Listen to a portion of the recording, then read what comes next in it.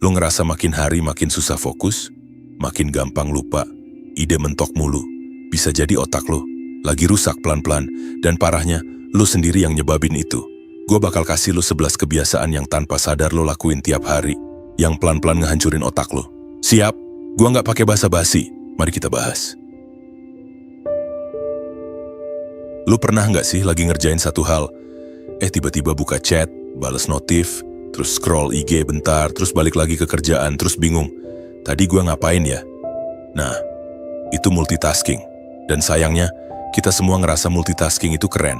Kayak sibuk tuh tandanya produktif. Padahal kenyataannya multitasking tuh ngerusak otak lu pelan-pelan. Serius.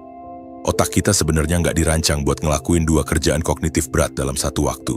Kita bisa denger lagu sambil nyapu, iya. Tapi lu nggak bisa nulis email penting sambil dengerin orang ngomong serius di telepon. Itu bukan multitasking, itu lompat-lompat fokus dan otak lu bayar mahal tiap kali lu lakuin itu. Setiap kali lu lompat dari satu tugas ke tugas lain, otak lu tuh kayak harus shifting gear lagi. Kayak mobil manual, pindah gigi, gas lagi. Dan ini butuh energi. Lu kira lu hemat waktu, padahal yang ada lu buang energi mental. Parahnya lagi, ini ninggalin efek samping. Lu jadi gampang capek. Lu ngerasa sibuk tapi nggak ada yang kelar. Dan yang paling ngeselin, lu ngerasa makin bodoh. Bukan karena IQ lu turun, tapi karena kapasitas memori kerja lu, alias working memory, makin penuh dan makin sering terganggu. Bayangin RAM laptop lu cuma 4 GB, terus lu buka Chrome, Spotify, Zoom, Premiere Pro, dan Adobe After Effects sekaligus. Nggak heran kan kalau nge-lag? Nah, otak lu juga gitu. Dan yang bahaya, multitasking itu bikin candu. Lu ngerasa puas banget tiap kali bisa ngehandle banyak hal sekaligus. Lu dapet dopamin dari ngecek notif, dari merasa aktif, tapi sebenarnya itu ilusi. Karena yang lo lakuin cuma geser-geser tugas tanpa ada yang selesai maksimal. Produktivitas itu bukan soal seberapa banyak yang lo pegang, tapi seberapa dalam lo bisa fokus di satu hal, dan nyelesain itu dengan kualitas tinggi. Multitasking juga ngerusak cara lo mikir. Lo jadi kehilangan kemampuan buat berpikir dalam. Lo kesulitan buat konsentrasi lebih dari 10 menit. Lo kebiasaan ngecek dulu bentar, dan tiap kali lo balik, lo butuh waktu lagi buat ingat, buat nyambung, buat ngeriset. Dan ini bukan teori doang. Ada riset dari Stanford yang bilang orang yang sering multitasking tuh performanya lebih jelek dibanding yang fokus di satu hal. Mereka lebih gampang terdistraksi, kurang mampu menyaring informasi penting, dan susah ganti konteks dengan efisien. Jadi, bukannya makin pinter, lu malah kayak jadi lemot modern. Sekarang bayangin gini, lu pengusaha, lu punya ide bagus, tapi lu buka WhatsApp tiap 5 menit. Scroll TikTok buat refreshing. Balas email di tengah meeting. Lu kira lu kerja keras, tapi sebenarnya lu cuma kerja banyak tanpa kedalaman.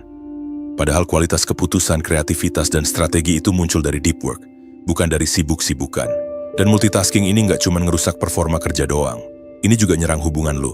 Lu ngobrol sama pasangan sambil main HP. Lu makan sambil nonton. Lu nge-gym sambil scroll medsos. Akhirnya apa? Lu nggak hadir di momen itu. Lu secara nggak sadar bikin hubungan lu dangkal karena perhatian lu selalu dibagi dua. Makanya kalau lu bener-bener mau ngerasain hidup yang mindful, produktif, dan kuat secara mental, lu mesti stop glorifikasi multitasking. Itu bukan skill, itu jebakan zaman digital. Coba mulai dari hal simple. Matikan notifikasi yang nggak penting. Fokus 25 menit ke satu tugas, baru break. Metode Pomodoro bisa bantu. Selesain satu hal, baru pindah ke hal lain. Latih otak lu buat monotasking, bukan multitasking. Percaya deh, lu bakal kerasa lebih tenang, lebih fokus, dan hasil kerja lu bakal jauh lebih berkualitas. Gak perlu jadi Superman, cukup jadi orang yang fokus dan sadar, itu udah jauh lebih powerful hari ini. Lu pernah nggak sih bangun tidur langsung buka HP, scroll TikTok, IG Reels, atau YouTube Shorts?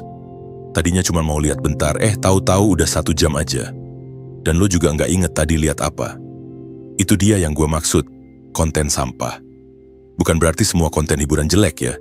Tapi kalau tiap hari yang lu konsumsi cuman prank, drama, gosip, atau yang cuman goblok-goblokan doang, lama-lama otak lu beneran ikut tumpul. Masalahnya gini, otak lu tuh kayak tanah subur. Apapun yang lu tanam di situ bakal tumbuh. Kalau tiap hari yang lu tanam itu konten receh, cepat, dangkal, dan random, ya wajar aja kalau lu makin hari makin susah fokus, makin gampang terdistraksi, dan susah mikir panjang. Lu ngerasa capek, padahal lu nggak ngapa-ngapain. Itu karena energi otak lu habis buat ngolah data yang nggak penting. Dan itu terus kejadian setiap hari. Sekarang coba lu pikirin, selama 1 minggu ini, berapa banyak video yang lu tonton yang bener-bener nambah wawasan lu? Berapa banyak konten yang lu konsumsi yang beneran bikin lu mikir dalam? Berapa banyak yang cuma buat ketawa doang tanpa inget isinya 5 menit kemudian? Itu yang bahaya. Karena lama-lama lu kebiasaan buat terhibur terus tapi nggak tahan sama yang butuh fokus atau proses panjang. Baca buku jadi males. Nonton video panjang udah skip-skip dari menit 1. Ngobrol sama orang juga jadi susah nyambung karena topik serius nggak bisa lu ikutin. Dan otak lu makin dilatih buat cari dopamin cepet. Satu video lucu itu dopamin. Satu notif masuk itu dopamin. Satu komen dapat likes itu dopamin. Tapi, lu makin hampa. Masalahnya, algoritma itu nggak peduli sama kualitas hidup lu. Mereka cuma pengen satu hal, waktu lu. Semakin banyak waktu lu dikasih ke layar, semakin mereka seneng. Tapi semakin sedikit energi lu buat mikir kritis, buat kreatif, buat bikin sesuatu. Gue bukan anti hiburan bro, gue juga suka scroll TikTok kadang. Tapi kita harus sadar, lu adalah apa yang lu konsumsi. Kalau 90% waktu lu habis buat nonton yang receh, maka 90% otak lu juga kebentuk dari hal receh. Dan ini beneran bisa ngaruh ke hidup lu jangka panjang. Lu jadi gampang bandingin hidup sama orang lain. Ngelihat orang sukses di umur 20 bikin lu ngerasa gagal. Ngelihat orang pamer barang, lu jadi insecure. Padahal lu cuma lihat highlightnya, bukan proses berdarah-darahnya. Terus, karena otak lu udah kebentuk buat suka yang instan, lu juga jadi pengen hasil yang cepat. Pengen cepet kaya, pengen cepet viral, pengen cepet sukses, tapi nggak tahan proses. Dan itulah kenapa sekarang makin banyak orang yang gampang nyerah, gampang bosen, gampang ngerasa, gua nggak cukup baik. Padahal cuma karena mereka terlalu banyak konsumsi konten instan yang isinya tipu-tipu. Solusinya gimana? Ya bukan tiba-tiba puasa sosmed total. Itu nggak realistis. Tapi lo bisa mulai dari hal kecil. Atur screen time lo. Pilih konten yang emang lo butuh. Bukan cuma yang lewat doang. Ganti 30 menit scroll dengan 30 menit baca atau denger podcast. Ikut kursus online, belajar hal baru atau apapun yang nambah skill. Dan ini penting, kasih waktu buat otak lo diem. Nggak dikasih distraksi, nggak dikasih stimulan. Kadang kita lupa. Kebosanan itu penting. Dari bosan itu muncul ide. Dari diam itu muncul refleksi. Tapi kalau otak lo nggak pernah dikasih waktu buat diam, dia juga nggak pernah punya waktu buat tumbuh. Jadi kalau lo ngerasa hidup lo stuck, pikiran lo berat, ide nggak keluar. Mungkin bukan karena lo kurang pinter, tapi karena lo terlalu banyak ngasih makan otak lo dengan hal yang nggak penting. Mulai sekarang, jadiin konsumsi konten lo itu kayak lo milih makanan. Sesekali boleh cheat day. Tapi jangan tiap hari makan gorengan bro. Otak lo berhak dikasih nutrisi yang layak. Lo pasti sering dengar quotes kayak, lo tidur 8 jam. Elon Musk nggak tidur demi ngejar mimpi. Gue tidur 4 jam, sisanya kerja bro. Hustle culture. Kelihatannya keren ya. Padahal, itu bukan produktif. Itu bego romantis. Banyak orang sekarang ngerasa bangga karena begadang terus. Tidur cuma 3-4 jam. Bangun subuh, langsung kerja, minum kopi 3 kali sehari. Terus upload foto meja kerja jam 2 pagi. Padahal, isi kepalanya udah kayak mie instan kelamaan direbus, lembek dan bleber kemana-mana. Masalahnya kita hidup di budaya yang nganggap sibuk sama dengan hebat. Dan capek dianggap validasi kalau lu udah kerja keras. Padahal bro, kurang tidur itu bukan bukti lu produktif. Itu bukti lu nggak ngerti cara kerja otak lu sendiri. Tidur itu bukan jeda, tidur itu proses penting. Waktu lu tidur, otak lu tuh kayak lagi bersih-bersih rumah. Ngebuang sampah informasi nggak penting, ngerapihin memori, nyimpen pelajaran dan recharge mental lo. Kalau lo skip tidur buat kerja, ya lo kerja pakai otak setengah rusak. Efeknya, lo jadi susah fokus. Daya ingat lo drop. Lo gampang banget emosian. Keputusan lo ngawur. Ide lo mandek mentok mulu. Dan itu bukan cuma gue yang bilang. Penelitian dari Harvard sampai WHO nunjukin, kurang tidur bisa nurunin kemampuan kognitif lo kayak orang mabuk. Bayangin. Lu kerja sambil ngantuk berat itu efeknya sama kayak orang bacok alias bacot plus kopi. Maksain mikir tapi isinya berantakan semua. Yang lebih ironis lagi, lu ngorbanin tidur biar kerjaan kelar. Tapi karena ngantuk lu ngerjainnya lebih lama dan lebih jelek. Jadi waktu yang lu curi dari tidur malah bikin performa lu nggak worth it. Nah terus kenapa orang masih bangga dengan kurang tidur? Karena kita hidup di era performatif. Orang lebih sibuk nunjukin dirinya produktif daripada beneran jadi produktif. Upload kerja sampai pagi, edit video sampai subuh. Deadline sambil merem. Padahal, kualitas kerjaannya biasa aja. Lu tahu apa yang lebih produktif daripada kerja sampai subuh? Tidur cukup, bangun segar, dan kerja fokus 3 jam tanpa distraksi. Itu baru kerja cerdas, bukan kerja panik. Gua ngerti kadang hidup maksa lu buat begadang.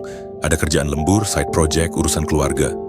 Tapi kalau itu jadi gaya hidup lu tiap hari, lu lagi ngegali lubang buat otak lu sendiri. Dan jangan lupa, kurang tidur itu juga ngaruh ke imun tubuh, keseimbangan hormon, berat badan, kesehatan mental. Nggak tidur 1-2 hari mungkin nggak kerasa langsung. Tapi kalau bertahun-tahun lu ngelakuin itu, Lu bisa burnout, depresi, jantung kena, otak lu lemot, badan lu gampang sakit. Lu bukan robot. Lu bukan Elon Musk. Dan jujur aja, Elon Musk juga tidur, bro. Dia nggak upload doang, tapi kita yang salah nangkep. Kalau lu bener-bener pengen jadi versi terbaik diri lu, bukan cuma sibuk, tapi beneran fokus, tajam mikir, dan stabil emosinya, tidur tuh pondasi. Bukan pilihan terakhir. Gue tahu rasanya pengen ngelakuin banyak hal. Pengen sukses cepat, pengen ngejar semua target. Tapi lu juga harus realistis sama mesin utama lu. Otak lo. Baterai HP aja lo cas semalaman. Masa otak lo cuekin? Mulai sekarang stop glorifikasi, kerja sampai pagi. Karena bukan lo yang kontrol otak lo, tapi otak lo yang pelan-pelan mogok dan lo baru sadar pas udah terlambat. Jadi bukan soal tidur berapa jam, tapi kualitasnya dan mindsetnya. Kerja keras boleh, tapi jangan sampai lo mati pelan-pelan cuma karena lo pengen kelihatan sibuk. Lu sadar nggak sih, sekarang makanan tuh gampang banget didapet. Tinggal klik aplikasi, 15 menit nyampe. Tinggal buka kulkas, pasti ada minuman manis, frozen food, atau mie instan standby. Cepet, murah, enak, tapi efeknya ngacauin otak lu pelan-pelan. Serius. Banyak orang kira makanan cuma ngaruh ke perut. Padahal, makanan tuh bahan bakar utama otak. Kalau bahan bakarnya sampah, ya performa otaknya juga ikut sampah. Lu pernah ngerasa, abis makan kenyang tapi ngantuk parah, susah fokus, emosi nggak stabil, ngerasa buntu terus padahal kerjaan numpuk. Coba lihat lagi apa yang lu makan. Kebanyakan dari kita, apalagi yang hidupnya cepat dan sibuk, udah kebiasa makan praktis. Fast food, minuman gula tinggi, cemilan asin gurih, gorengan, dan makanan kemasan. Sekali dua kali oke lah. Tapi kalau tiap hari, itu bukan nutrisi, itu penghancur mental secara perlahan. Otak kita itu organ yang paling rakus. Walaupun ukurannya cuma 2% dari berat badan, dia ngabisin 20% energi tubuh. Dan energi itu datang dari makanan. Kalau lu kasih makanan tinggi gula, tinggi lemak trans, rendah serat, efeknya langsung. Inflamasi otak, mood swing, dan daya ingat menurun. Makan junk food tiap hari tuh bikin lu kayak jalan terus di kabut tebal. Nggak tajam mikir, gampang terdistraksi, dan sering ngerasa hampa. Dan ini bukan cuma teori doang. Penelitian nunjukin, orang yang makan tinggi processed food punya risiko lebih besar kena depresi, kecemasan, bahkan Alzheimer. Kenapa? Karena makanan ngerusak mikrobioma usus. Dan usus itu punya koneksi langsung ke otak lo lewat gut-brain axis. Kalau usus lo kacau, sinyal ke otak juga ikut kacau. Lo makan gorengan, minuman soda, mie instan, ciki, semuanya ngasih lo dopamin cepet. Rasanya puas, tapi itu cuma ilusi. Setelah itu, otak lo malah makin capek. Kayak lo dikasih semangat palsu, tapi habis itu mental lo drop. Yang lebih parah, kebiasaan makan sembarangan itu ngerusak siklus energi harian lo. Lo jadi butuh kopi terus, ngemil terus, makan manis tiap sore. Karena sistem gula darah lo roller coaster. Pagi semangat, siang drop, sore loyo, malam craving. Besoknya, ulang lagi. Dan jangan salah, ini nyambung ke cara lo kerja, cara lo mikir, dan cara lo ngambil keputusan. Otak lelah bikin lo nunda-nunda, bikin lo gampang nyerah, bikin lo overthinking dan gak rasional. Banyak orang mikir, gue burnout karena kerjaan. Padahal kadang, lo cuma kurang makan sayur, kurang minum air putih, dan kebanyakan makan gorengan. Coba deh jujur, kapan terakhir kali lo makan makanan utuh? Yang nggak digoreng, nggak dikasih MSG, nggak dibungkus plastik. Kapan terakhir kali lu sarapan dengan buah dan protein, bukan kopi sama roti manis doang? Kapan terakhir kali lu minum air putih 2 liter sehari, bukan teh manis dan es kopi susu terus? Tubuh lu tuh mesin, dan otak lu adalah prosesor utama. Kalau tiap hari lu kasih gorengan, mie, ciki, boba, dan makanan cepat saji, ya jangan heran kalau performa lu stuck di situ-situ aja. Gue nggak bilang lu harus jadi food police, harus makan bersih 100% tiap hari. Nggak realistis juga. Tapi lu mesti sadar, kalau lu pengen otak yang tajam, mood yang stabil, dan energi yang tahan lama, lu harus mulai jaga apa yang masuk ke mulut lu. Mulai dari hal kecil. Ganti 1 cemilan jadi buah potong. Tambahin sayur di tiap makan. Kurangin minuman gula tinggi.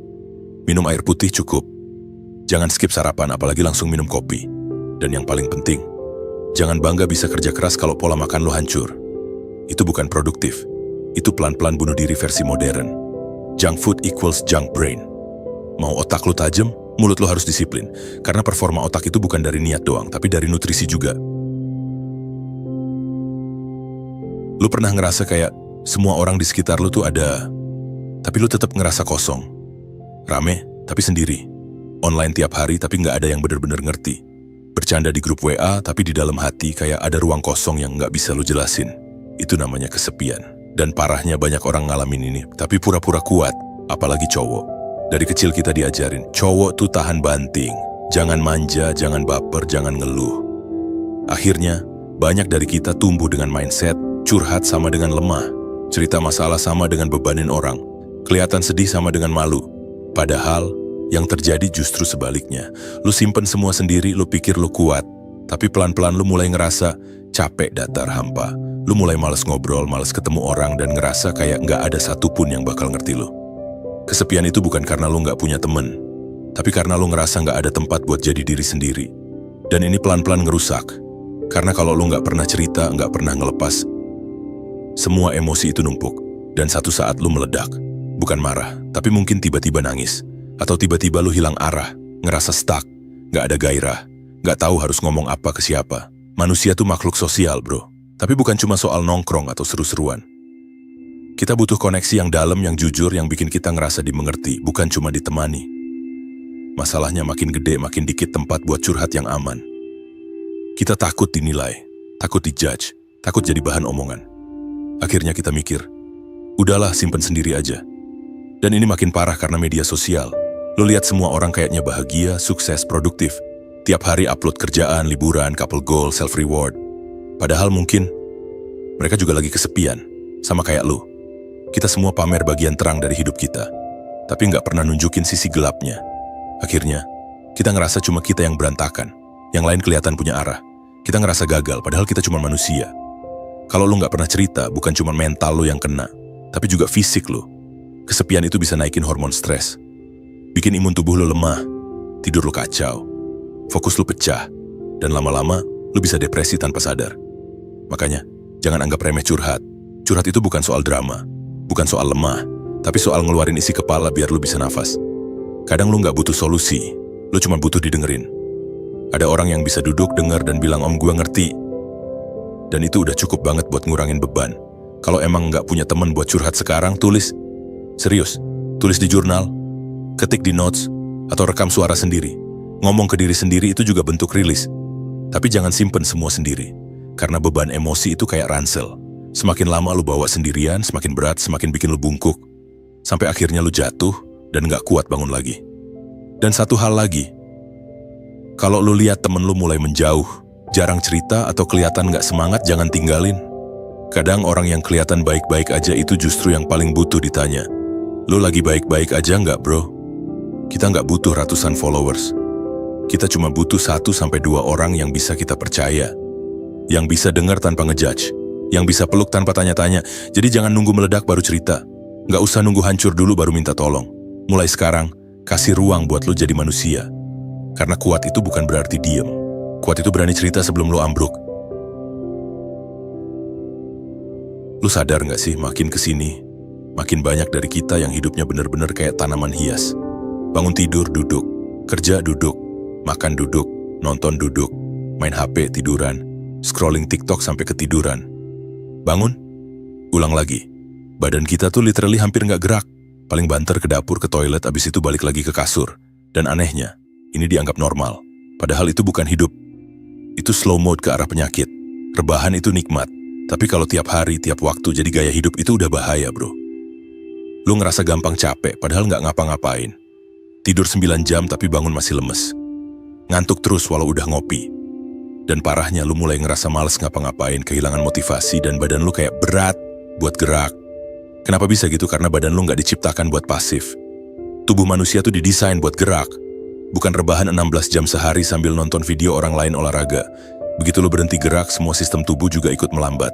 Metabolisme lu turun, sirkulasi darah lu jelek, otot lu lemah, postur lu hancur, dan pelan-pelan, mental lu juga makin tenggelam. Iya, mental. Banyak yang belum paham. Gerak fisik itu ngaruh ke mental health. Pas lu gerak, badan lu ngelepasin endorfin, hormon yang bikin lu ngerasa lebih happy, relax, dan tenang. Tapi kalau lu mager mulu, yang keluar malah kortisol terus, hormon stres. Makanya lu jadi gampang anxious, gampang cranky, gampang overthinking. Dan ini siklus yang jahat banget. Makin lu mager, makin lemes. Makin lemes, makin males gerak. Makin males gerak, makin drop mood lu. Ujungnya, lu rebahan tapi kepala lu riuh. Gak tenang, gak damai. Cuma scroll buat kabur dari pikiran sendiri. Apalagi sekarang semua serba instan. Makanan tinggal order, belanja tinggal klik, hiburan tinggal buka HP. Bahkan ngobrol pun cukup di chat. Akhirnya, tanpa sadar kita makin jauh dari tubuh kita sendiri. Padahal lu nggak perlu nge-gym 2 jam buat mulai gerak. Nggak usah ikut kelas HIIT atau maraton. Cukup 5-10 menit gerakin badan. Stretching, jalan kaki keliling rumah, push up 5 kali, naik turun tangga. Yang penting badan lu tahu, gue masih dipakai loh. Tubuh lu tuh kayak mesin. Kalau kelamaan nggak dipakai, dia jadi karatan. Otot lu makin lemah, sendi lu makin kaku, dan hal paling simpel jadi effort banget kayak naik tangga atau berdiri lama dikit. Dan yang lebih parah, kalau ini lu lakuin bertahun-tahun, efeknya permanen. Risiko diabetes naik, jantung lemah, tulang gampang kropos, berat badan naik pelan-pelan, dan kualitas hidup lu drop total. Semua ini bukan buat nakut-nakutin, tapi lu harus sadar, rebahan mulu tuh bukan healing. Itu perlahan ngerusak diri sendiri. Boleh santai, boleh istirahat. Tapi kalau tiap hari hidup lu cuma antara kasur, kamar mandi, kasur lagi, itu bukan istirahat. Itu pelarian. Mulai dari yang simple, gerakin badan 5 menit tiap bangun tidur. Jalan kaki sambil denger lagu. Stretching sebelum tidur. Pokoknya kasih sinyal ke tubuh. Lu masih hidup, masih bergerak, dan masih mau rawat diri. Karena satu hal yang pasti, lu nggak bakal bisa kejar mimpi kalau badan lu aja nggak lu jaga. Mau otak tajam, badan lu harus aktif. Mau semangat kerja, badan lu harus bergerak. Mau sehat mental, fisik lu harus lu ajak hidup juga. Karena hidup itu bukan cuma soal ide besar, tapi juga soal gerakan kecil yang lu lakuin tiap hari. Pernah nggak sih, lu udah capek seharian, badan udah rebahan, lampu udah mati, HP udah dimatiin. Tapi otak lu malah nyala. Tiba-tiba mikir semuanya. Dari hal sepele kayak, tadi gue ngomong ke dia terlalu jutek nggak ya? Sampai yang berat kayak, sebenarnya gue hidup buat apa sih? Itu dia. Overthinking malam-malam. Penyakit semua orang dewasa yang sok tenang siang hari tapi perang di kepala pas malam. Dan lucunya, otak tuh pinter banget cari bahan buat diputer-puter. Mulai dari masa lalu, hal yang nggak bisa lo ubah lagi. Terus mikir masa depan, yang bahkan belum tentu kejadian. Sampai mikir hal-hal random kayak, gimana kalau dulu gue ngambil jurusan lain? Gimana kalau gue gagal lagi besok? Kenapa ya gue ngerasa nggak cukup terus? Padahal besok pagi harus kerja, harus produktif, harus bangun pagi. Tapi otak lu muter terus kayak ada playlist kegelisahan tiada akhir yang di-repeat 24 jam. Dan lu cuma bisa diem.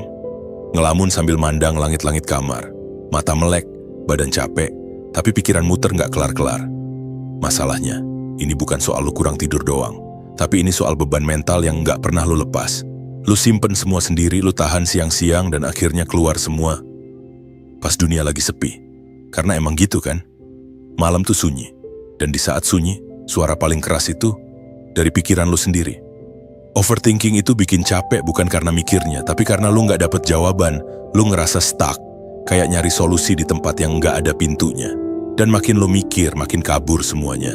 Makin lu paksa tenang, makin ribut isinya. Makin lu bilang udah jangan dipikirin, baru makin jadi dipikirin. Padahal banyak hal yang lu pikirin itu belum tentu benar. Kadang cuma asumsi, kadang cuma ketakutan yang dibesar-besarin, kadang cuma luka lama yang belum lu obatin tapi suka muncul tiba-tiba. Dan lucunya, otak lu tuh bisa jahat banget. Dia bisa bikin lu ngerasa gagal padahal lu lagi berproses.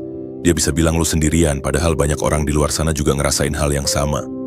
Cuma kita semua sama-sama jago, pura-pura kuat.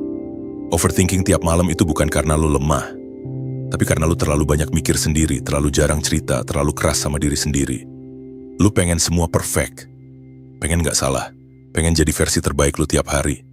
Tapi kenyataannya lu juga manusia, kadang lu capek, kadang lu ragu, kadang lu ngerasa gagal. Dan itu wajar. Yang gak wajar tuh kalau lu terus maksa semua baik-baik aja sambil lu makin hancur dalam diam. Kalau overthinking lu tiap malam udah ganggu tidur, ganggu kesehatan, ganggu kerjaan, ganggu hidup, lu harus stop bilang, ini cuma lagi kepikiran dikit. Enggak, ini serius. Lu harus mulai punya waktu buat ngeluarin semua itu. Bukan buat nyari solusi cepet, tapi buat ngasih ruang ke diri lu sendiri buat istirahat. Bisa lewat nulis, cerita ke temen yang dipercaya, atau sekadar dengerin suara lu sendiri tanpa ngejudge. Karena semakin lu dengerin isi kepala lu, semakin lu kenal siapa diri lu sebenarnya. Dan dari situ, lu baru bisa mulai beresin satu-satu. Coba deh pikirin, dari bangun tidur sampai tidur lagi, berapa lama waktu lu habis cuma buat duduk depan layar, bangun tidur, buka HP, scroll dulu notif, lanjut scroll Instagram, TikTok, Twitter, kadang sampai 1 jam sendiri padahal belum cuci muka.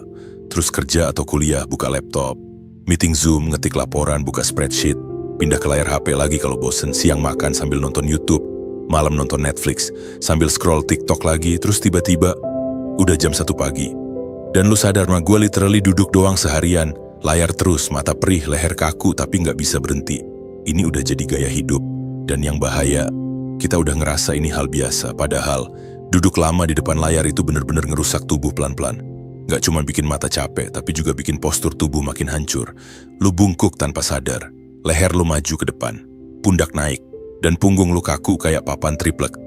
Belum lagi tangan pegel gara-gara ngetik terus, pinggang nyeri, dan kaki mulai kesemutan. Itu semua karena lu diem kelamaan. Ironis ya, teknologi bikin hidup makin gampang tapi juga pelan-pelan bikin badan kita rusak. Dan bukan cuma soal fisik, mental juga kena.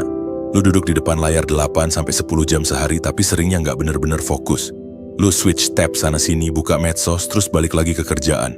Otak lu jadi kayak tab browser yang kebuka 20 sekaligus, nggak pernah shutdown, nggak pernah tenang. Mata capek, otak overheat, tapi lu tetap duduk karena ngerasa harus produktif. Padahal yang lu lakuin kadang cuma berpura-pura sibuk di depan layar. Dan lucunya lagi, pas sudah kelar kerja pun, kita masih balik lagi ke layar buat hiburan, padahal tubuh lo udah minta istirahat, mata lo kering, tapi lo tetap buka HP, nonton video sampai ketiduran. Terus pagi-pagi ngeluh, kok gue capek terus ya padahal nggak ngapa-ngapain. Nah itu dia, karena lo nggak gerak, lo duduk lama, mata lo kerja terus tapi badan lo nggak pernah diaktifin. Otak kerja, tapi tubuhnya dimatiin.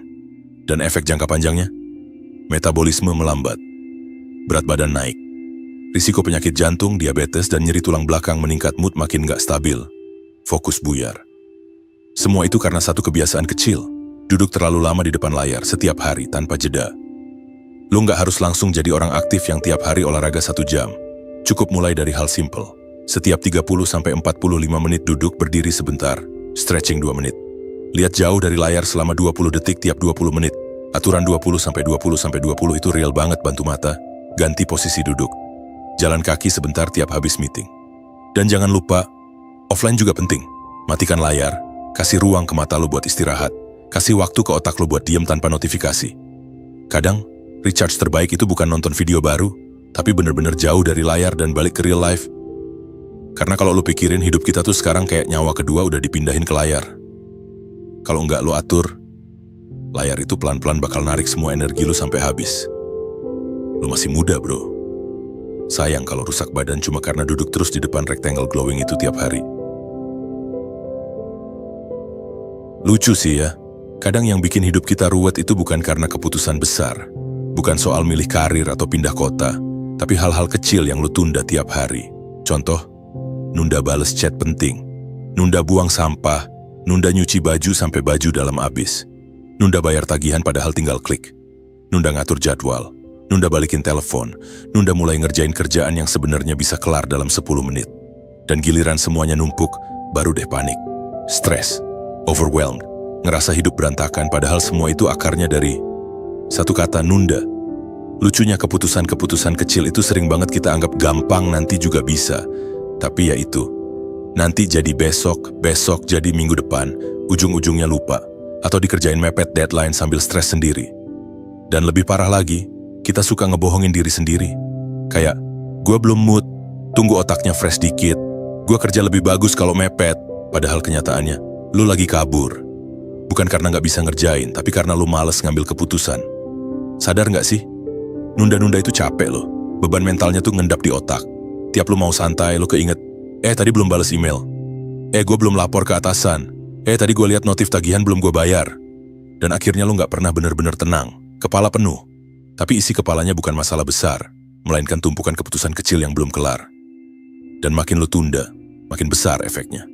Tugas kecil berubah jadi beban besar. Hal simple jadi kelihatan ribet. Padahal, bisa banget kelar dalam 5 menit kalau lu mau gerak. Satu hal yang perlu lu tahu, setiap keputusan kecil yang lu tunda, itu nambah tab beban di kepala lu. Kayak lu buka banyak tab di browser tapi nggak ada yang ditutup. Lama-lama laptop lu lemot. Otak juga gitu. Kadang, biar hidup lu terasa lebih ringan bukan soal menambah motivasi, tapi soal beresin hal-hal kecil yang lu tunda. Mau ngerasa lega? Mulai dari balas WA sekarang bukan nanti. Cuci piring abis makan, beresin kasur abis bangun. Atur jadwal buat besok 5 menit sebelum tidur. Catat ide, jangan cuma dipikirin doang. Hal-hal kayak gitu nggak butuh bakat, nggak perlu inspirasi. Cuma perlu lu bilang ke diri sendiri, kerjain aja sekarang. Lu nggak harus produktif 24 jam, tapi tolong, jangan terus-terusan kabur dari hal-hal kecil yang penting. Karena kalau lu nggak bisa handle yang kecil, gimana mau ngurusin yang besar? Dan jangan salah, konsistensi lu ambil keputusan-keputusan kecil itu yang nanti ngebentuk karakter lo. Nentuin ritme hidup lo. Dan lama-lama bikin lu jadi orang yang disiplin dan bisa dipercaya. Jadi ya, kalau sekarang lu ngerasa stuck, sumpek, dan nggak jelas mau mulai dari mana, coba cek lagi. Ada keputusan-keputusan kecil apa yang udah lu tunda berhari-hari? Jangan tunggu motivasi. Jangan tunggu waktu ideal. Karena yang lu butuhin bukan waktu banyak, tapi kemauan buat mulai. Sekarang juga. Lu sadar nggak sih? Kita tuh makin hari makin jarang bener-bener pakai otak. Iya, maksudnya bukan sekadar mikir ya, tapi ngetes kemampuan otak kita buat kerja lebih keras dari biasanya. Coba pikir, kapan terakhir kali lu ngerasa otak lu dipaksa mikir keras? Bukan cuma ngikutin alur kerjaan, bukan cuma nonton video motivasi, tapi beneran ngulik sesuatu yang bikin lu mikir dalam, bingung, stuck, tapi tetap lu lanjutin sampai ngerti. Kebanyakan dari kita, jujur aja, main aman, kerja rutinitas yang itu-itu aja, ngambil keputusan yang gampang ditebak, scroll sosmed, tonton konten hiburan, baca caption singkat, dan pas dapet sesuatu yang terlalu panjang, langsung bilang, males ah, skip. Ya otak lo jadi mager juga. Otak tuh mirip kayak otot. Kalau nggak pernah dilatih, dia makin lemah. Kalau lo kasihnya yang ringan terus, jangan heran kalau pas ketemu hal yang butuh fokus, logika, atau kreativitas, lo langsung pusing. Stuck. Bingung. Nggak tahu mulai dari mana. Masalahnya kita hidup di zaman yang ngebuat semua serba instan. Lo pengen tahu sesuatu, tinggal tanya AI. Pengen ngerti topik berat? Tonton ringkasannya 30 detik, baca buku. Males cari versi PDF yang udah dikasih highlight aja deh. Lama-lama, otak kita disuapin terus tapi nggak pernah diajak masak sendiri. Dan lu tahu apa efek jangka panjangnya? Lu jadi gampang terdistraksi, susah fokus lebih dari 5 menit. Nggak sabaran kalau ngerjain sesuatu yang rumit. Nggak pede ngambil keputusan karena terbiasa ngikutin arahan doang. Kreativitas lu stuck di tempat yang sama. Padahal, tantangan buat otak itu penting banget. Nggak harus selalu berat kok. Kadang cukup dari hal simple. Nyoba nulis sesuatu tiap hari. Baca buku yang di luar zona nyaman lo. Ngerjain soal logika atau teka-teki. Belajar topik baru kayak sejarah, psikologi, atau cara kerja hal teknis. Coba mikirin solusi dari masalah nyata yang ada di sekitar lo. Yang penting, otak lo digerakin. Dilatih buat mikir lebih dari sekadar reaktif. Dibentuk buat tahan tekanan, tahan bosan, dan bisa ngulik hal baru tanpa harus dikasih contekan duluan. Karena kalau lo biarin otak lo jadi penonton pasif terus, ya lama-lama lo jadi orang yang cuma bisa ikut arus. Gak bisa mikir kritis. Gak bisa nyari jalan keluar waktu mentok. Gak punya voice sendiri karena lo terbiasa konsumsi bukan ngolah. Dan ini bahaya banget kalau lo punya mimpi besar. Lo gak akan bisa bangun sesuatu yang hebat cuma modal informasi instan. Lo butuh skill mikir yang dalam. Butuh kemampuan buat ngembangin ide. Dan itu cuma bisa dilatih kalau lo tantang otak lo tiap hari. Gimana caranya? Jangan males mikir. Jangan takut sama topik yang susah. Jangan hindari diskusi yang berat. Jangan selalu cari jalan pintas, justru pas lo lagi pusing, mentok, bingung, itu tandanya otak lo lagi tumbuh.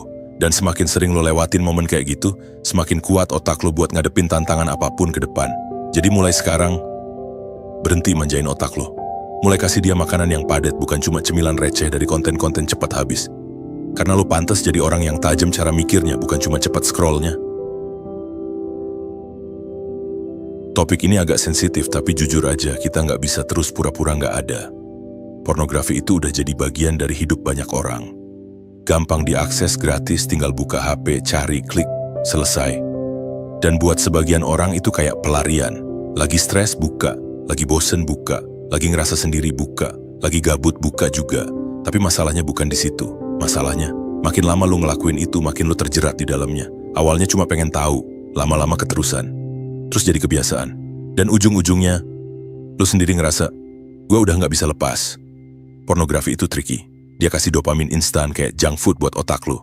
Lu ngerasa puas, seneng, teralihkan sebentar. Tapi habis itu lu ngerasa kosong. Lu ngerasa malu, nyesel. Tapi, ya tetap aja diulang lagi. Kenapa bisa kayak gitu? Karena pornografi mainnya di sistem reward otak lu. Dopamin lu naik drastis pas lu nonton. Tapi makin sering lu konsumsi, toleransi dopamin lu naik juga. Akhirnya, yang dulu cukup 5 menit, sekarang butuh 30 menit. Yang dulu cukup nonton satu video, sekarang harus ganti-ganti genre, cari yang lebih ekstrem. Dan lu nggak sadar, otak lu udah kebal. Dan yang lu kejar bukan lagi kepuasan, tapi cuma buat numbuhin rasa yang udah mati. Efek jangka panjangnya, nggak main-main bro. Lu jadi susah fokus, produktivitas lu turun. Lu mulai susah ngerasa tertarik sama hal nyata. Interaksi sama orang, terutama lawan jenis, jadi canggung atau mati rasa. Lu jadi menarik diri. Bahkan banyak yang bilang, mereka ngerasa lebih sering insecure dan ngerasa nggak cukup layak setelah terlalu sering konsumsi konten porno. Kenapa? Karena standar lu dibentuk sama sesuatu yang nggak nyata. Yang lu tonton itu acting, settingan, fantasi yang nggak ada di dunia nyata. Tapi karena lu konsumsi tiap hari, otak lu jadi nganggap itu normal.